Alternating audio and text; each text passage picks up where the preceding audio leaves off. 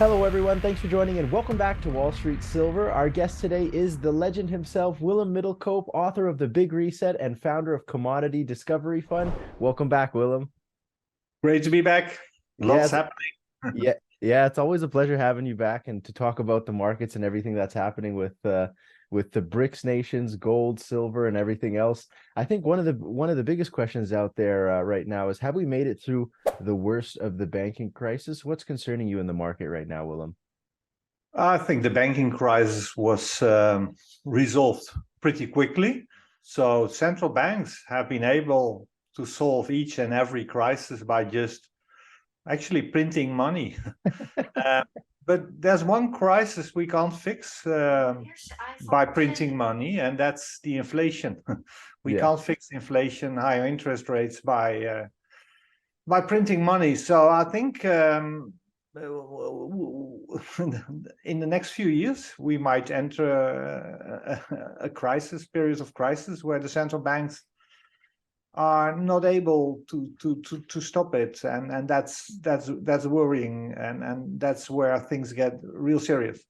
Yeah, well, you see the debt servicing on the 32 trillion is north for the interest is just going to be north of $1 trillion a year. So how crazy is that, and how unsustainable is that, Willem, when you have the interest cost on that 32 trillion just going through the roof? How unsustainable is that? Yeah, and that's for the government budget. But look what happens with your budget or your neighbors Oh who yeah. have to pay their mortgages or reset on their mortgages after 3 or 5 years. So I think there's a lot of stress building in the system. There's a lot of stress building, especially in the real estate market, especially the commercial real estate market.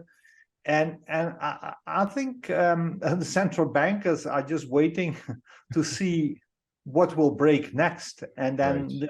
they'll need to make their next move, and the next move might be a pause in raising interest rates, and then you can expect they need to lower interest rates, or you can expect they need to start QE again. Mm-hmm. And the banking crisis of what was it, February this year, was solved by printing money as well, but it's printing money in a hidden way. It's not that obvious, but if you look at the balance sheet, you can find it there at the Federal Reserve. Yeah, and we all know that the Federal Reserve, watching them for the past couple of years, they're very reactionary. So anything they see, they'll just react to it. But moving on to gold and silver, there's lots of news recently about the BRICS nations and them moving away from the standard US dollar and the US petrodollar, but it's been kind of used to weaponize. The US dollar has been used basically as a weapon against countries that don't go their way or don't align with their interests. So what's new with the BRICS nations? What do you see there? What's concerning you there, Willem? I think it's quite significant that we had this BRICS conference, and we learned that they invited 6 countries to join the BRICS alliance. And I don't think these countries are named without their approval. So when they say the Saudis are invited, it means that the Saudis will really join them next year. And of course, we've had these rumors in the last few months that the Saudis might be willing to join the BRICS alliance. And that's highly significant because the BRICS alliance could turn up to be like a new OPEC. You know, they control almost half of world's oil production. Wow. And we'll have of some of us might remember the footage. I think it was from 2019 during the G20 conference when MBS, the leader of Saudi Arabia, made this high five with Putin. Yeah, I remember that. With Trump in the back. And we were all surprised. So why were they joking that way? And now we know that President Xi and President Putin have met up over 40 times face to face to discuss all these changes. And both Russia and China, both leaders, have made several statements that they're working on a whole new plan. And I think President Xi has a longer term vision. And he's shown his cards now, and this I think when we look back 5 or 10 years from now, we'll say this is all very this was all very significant. And of course, I wrote a book, The Big Reset, in 2013. Yes. Well, this is reset stuff. And you're absolutely right. You nailed it. And you look at what you said there recently. They have the people in the West have a short-term vision, like the politicians, because they only serve for 3-4 years and then they move on. Xi Jinping and Putin, they're there for 30-40 years. They're there for a long time, so they have a long-term vision. And what you said there absolutely nails it with this BRIC nations. Do you think they can actually pull through and be successful with sort of destabilizing or moving away from the US dollar? Like, look what happened to Iraq, look what happened to Libya. Anyone who tries to move away from the US dollar or the US petrodollar, there's eventually war. Do you think there'll just be a bigger war next year if they do pull, like if Saudi Arabia says that's it, no more US petrodollar? Well, yeah, there's a war ongoing against Russia. yeah, that's in the Ukraine, yeah, and the US made it quite clear that they're willing to take on China. Several generals or ex-generals have said we need to prepare for war. And remember, President Xi, he told his generals prepare for war. So the US won't go down without a fight, but don't expect a collapse of the dollar system within 12 months. This all takes time. And the dollar, world trade is still done in dollars for 90%. But if you look at world trade in renminbi, it's now almost 5%. And that was just 1% a few years ago. So the BRICS countries, China as its leader, are getting stronger. And when they really are able to unite, I think each country of the BRICS has its own priorities, has its own agenda. But I think they are united in their criticism on the Western financial system. They're fed up with Western double standards. They're fed up with Western hypocrisy. Yeah. They understand that the West have been exploiting the rest of the world for maybe a few hundred years. And now they understand it's a numbers game. The BRICS GDP is larger than G7 GDP. And if you look at people living in the BRICS countries, that's a few billion people. And the Western Alliance is just 1.5 billion people. And don't forget, you have these 140 countries who didn't join us in applying sanctions to Russia. So 140 countries, all countries in the Middle America, Latin America, Africa, the Middle East, and most countries in Asia, they don't have sanctions on Russia. And absolutely, they're fed up with the double standards. Yeah, absolutely. You nailed it. And what happens to gold and silver and precious metals? Like we were talking in the beginning of the interview about QE, eventually that the Fed, if they're reactionary, so they're going to see something, they're waiting for something to break, and then they're going to probably have to turn on the money printer again. What happens when they do pause or pivot? Will gold take off the second they pause, or will it be like a big lag like in the 70s? What do you see? Well, of course, everything moves in cycles, and we've had a real bottom for precious metals and commodities early 2016. We had a retest of that bottom March 2020 during the COVID crash. And I think we're in the very first inning of a longer bull market for gold and commodities.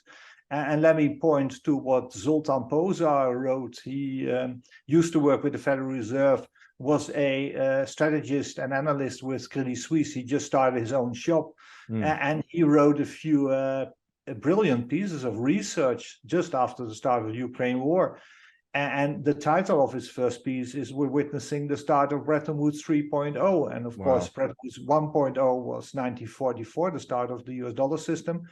Bretton Woods 2.0 was 1971, when Brixton took the dollar off the gold standard. And he says this is the start of a new monetary system coming from the East, centered around gold and commodities.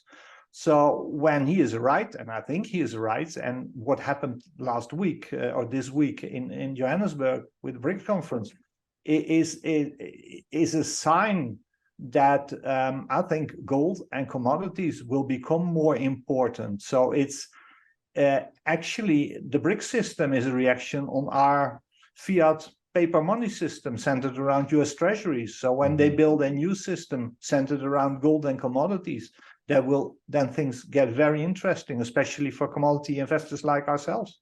Yeah, what do you do exactly at Commodity Discovery Funds, and how important is it when, like, what do you look at before you even start investing in, let's say, a mining company or whatever you're looking at, lithium? How important is it to go through a strategy? Well, I always had this vision since the early 2000s that we would see a decline of our paper dollar system one day. And I always was very interested to hedge my own net worth. I made some money in real estate in the 1990s by investing in gold and silver and other hard assets. And after I bought some physical precious metals early in the 2000s and started to research this more and worked on my first book, which came out in 2007, I decided it would be very interesting to start investing in smaller companies who have large resources and reserves in gold, silver, but also copper, nickel, zinc, the battery metals and uranium.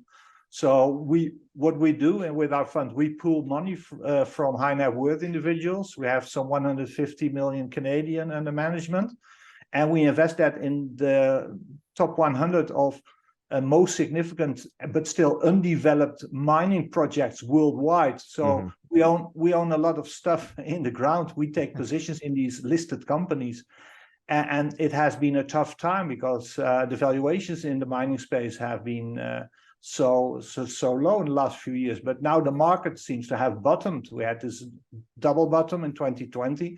So we see very strong inflow into our fund. And I think the next few years or even few decades, we'll see a strong bull market in commodities and in precious metals. Historically, right now, this time of the month, around this year, do you see, like, a lot of people in our Wall Street Silver, they say usually the mining stocks move first before the actual silver price. Do you agree with that historically? Like, is that what you're seeing? Well, it's more that the major producers like Newmont and Barrick tend to move first before the gold price starts to move. If you look at the graphs of Newmont and Barrick, they look awful now. So that clearly shows we're near a bottom.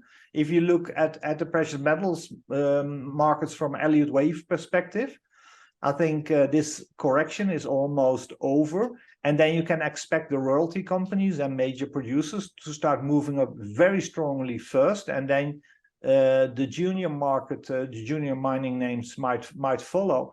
But this move could be quite explosive because we've had such a long correction after this very strong year in 2020 when our fund was up 85%. So I think there's a lot of energy building in these markets. And don't forget, when these markets change, we've seen that in 2016, we've seen that in March 2020, when the sellers are exhausted, there are no sellers anymore. You just have buyers, and these markets are quite illiquid. So stocks will jump with 10, 20, 30%. In 2020, we had 5 months of double-digit returns back to back. So I expect a similar move maybe pretty soon, because the market is really getting quite exhausted. Yeah, absolutely. And we would love to, it's such a pleasure having you come down to talk to Wall Street Silver about the market and everything that you're seeing in the future. But we would love to have you back on in the next 2 to 3 months, Willem, just to see what happens with silver and gold, and we'll see what Powell does. Do they pause and or do they keep going? And what's interesting, what you should watch, because you're Wall Street Silver, silver was leading during the rally last year. Silver seems to be leading again. We saw a breakout of the short-term downtrend of silver this week first, and then gold followed. So silver is almost like a leading indicator for the precious metals and the mining space. Yeah, absolutely. We'll be watching it closely. So thank you so much, Willem, for coming down to Wall Street Silver, and huge pleasure having you come down. Enjoy your weekend. Awesome. You too. Take care.